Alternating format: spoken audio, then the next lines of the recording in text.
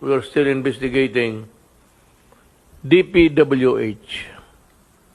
Ang DPWH, ang pinaka-racket dyan is yung ghost project. So walang delivery ghost project. Marami yan. Karamihan yan, it's the regional director. Ipapalabas nila na may project ito, but wala.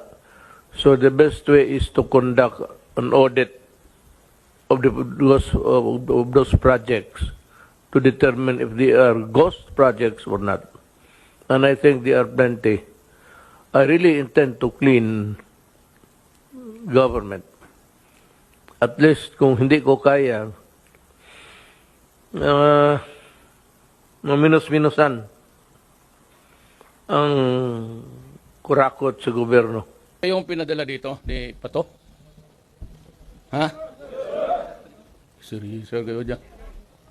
Alam mo, kung yung presidente na hindi taga Maynila, hindi ako sanay ng mga paikot-ikot, probinsyano ako, at matagal akong mayor sa aming syudad.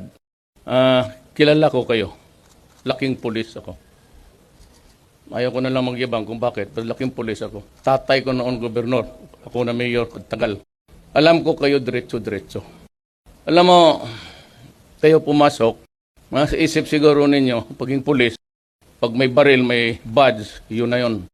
At naghahanap ng hanap buhay, dagdag sa sahod ninyo.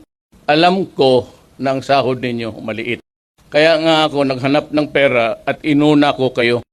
Talagang kayo by the end of this year, dublado na ang sweldo ninyo. Kaya naman, meron talagang mga kagaya ninyong mga ulol na ugok.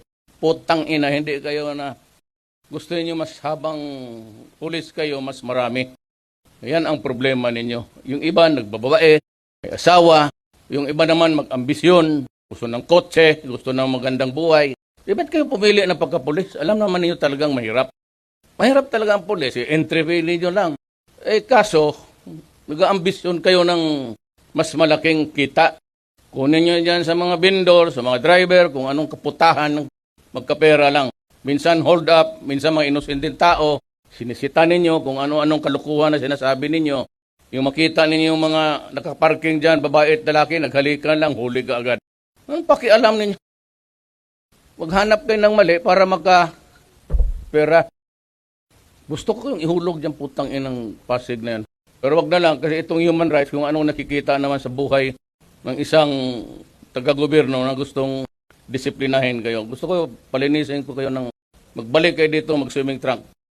Linisin niyo yung Pasig River. Inumin niyo kasi madumi.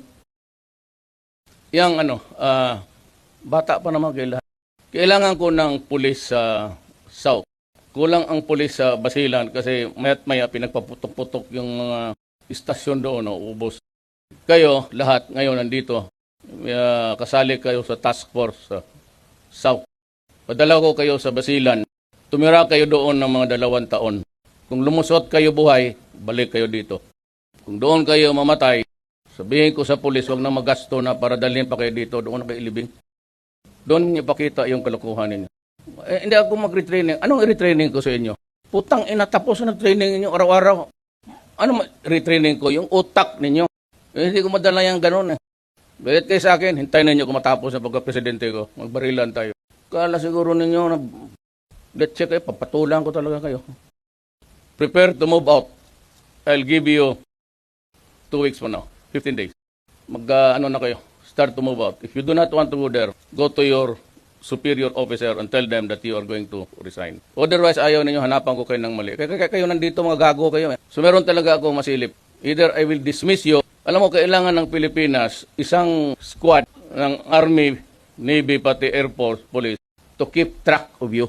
Kasi karamihan ng mga police, yung na-dismiss, yon ang mga sindikato kasi may alam kayo. Kayo ang pinakadelikadong kriminal pag naalis sa police. Alam ninyong pasikot-sikot Kayo ang magdroga-droga, anak no. Pasensya na lang. Hindi ako magdalawang isip. Kayo ang extrajudicial killing talaga. Totoo yan. Pag naalis kayo, if you opt to retire, then behave. Maghanap kayo ng hanap buhay ninyo na malinis. At kayong mga polis na dati mga sindikato, wag na wag kayong pumasok. Because I will create a battalion para lang to keep track of your movements. Because it has been the sad experience of this country that the most vicious criminals are karamihan ex-police or sometimes ex-military man. Kaya kita mo sa Mindanao yung mga kuratong baliling ng mga dating military. Kayo yan eh. Masanay kayo sa mga kriminal. At nasaya kayo kayong pumatay. Kaya tuloy na papasama sa anti-illegal campaign kayo. Binibigyan kayo ng pera. Tama yan. Ang mali ang mga ulol at saka walang utak. Alam ninyo, ang pulis bibigyan mo ng pera. Yan sila.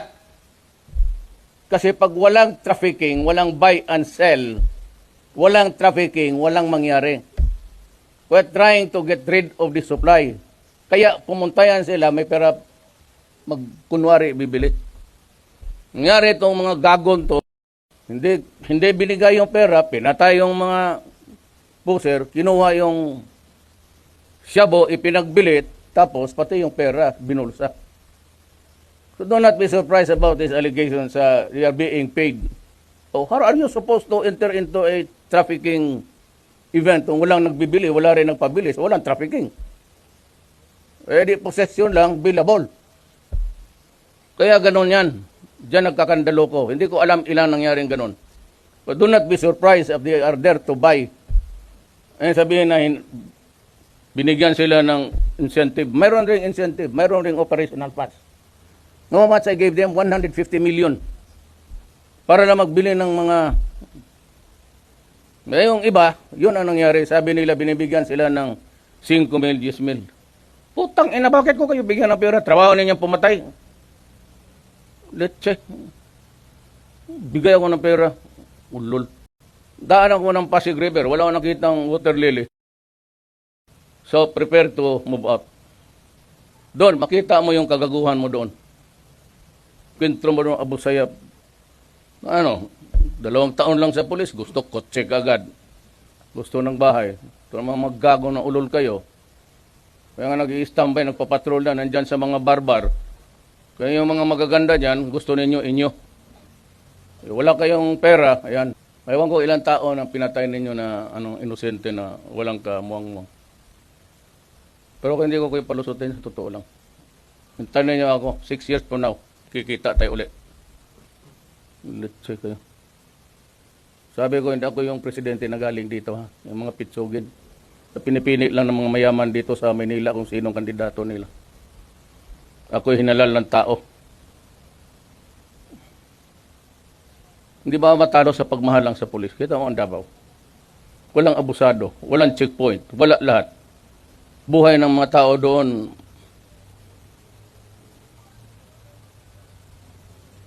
May bakit nabubuhay yung mga pulis doon? Simple lang ang buhay nila. Kayo. Karami ninyo mga ulol kayo. Putang.